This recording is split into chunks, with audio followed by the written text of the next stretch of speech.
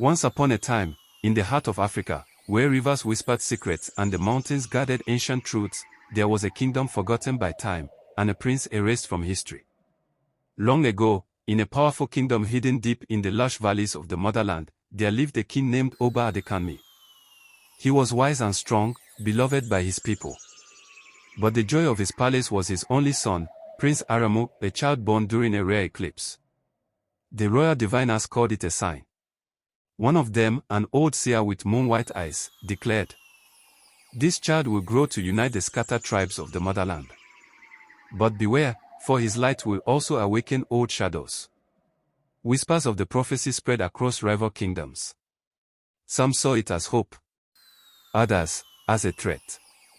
On his 12th birthday, as the palace drums beat and dancers leapt in joy, tragedy struck. The young prince disappeared.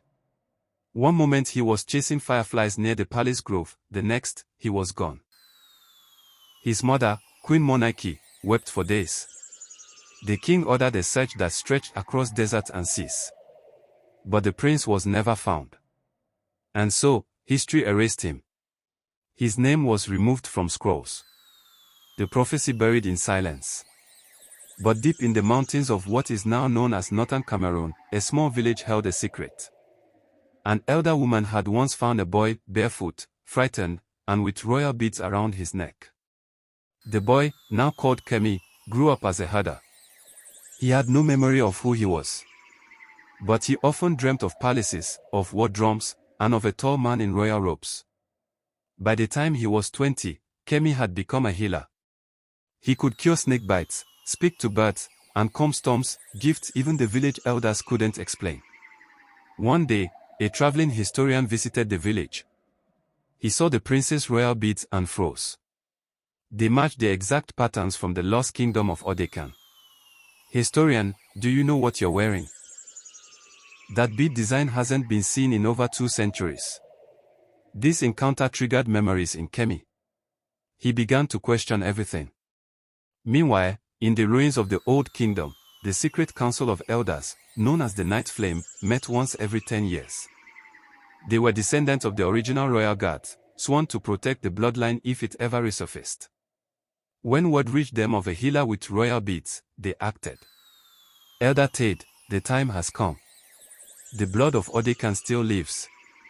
If he remembers who he is, he must return." But not everyone wanted the prince found. A shadow king, ruler of the lands that conquered Odekan, had built his empire on the lost kingdom's silence. Kemi was brought to the hidden chambers beneath the mountain ruins. There, he touched the sacred stone of memory, a relic carved with his family's names. A surge of visions rushed into him, the day he was taken, the face of the traitor, the night his nursemaid hid him in the grove. "Kemi," whispers lie. "I am Prince Aramo." The elders knelt. The lost prince had returned. But not to reclaim power, for justice, for truth, and for the soul of the motherland. With the truth revealed, Prince Aramo traveled across Africa, meeting descendants of the tribes once united under Odekan. He did not wear a crown. He wore his healer's robes and carried stories instead of swords. Young people followed him. Elders blessed him. And from Ghana to Ethiopia, the Odekan lives. The prince returns.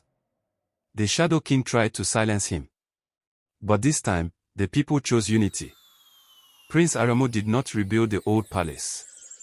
He built a center of culture and unity called the Hearthstone Circle, where languages, histories, and truths of the motherland are preserved and shared freely. He was not a king who ruled. He was a prince who healed. In the end, the prophecy came true, not by force, but by truth. Not with swords, but with stories. And the world watched as the forgotten prince became a global symbol of identity, strength, and hope. He was the secret they tried to hide. But in the beating heart of Africa, and across the oceans, his story lives. Remember his name, Prince Aramo, the lost prince of the motherland.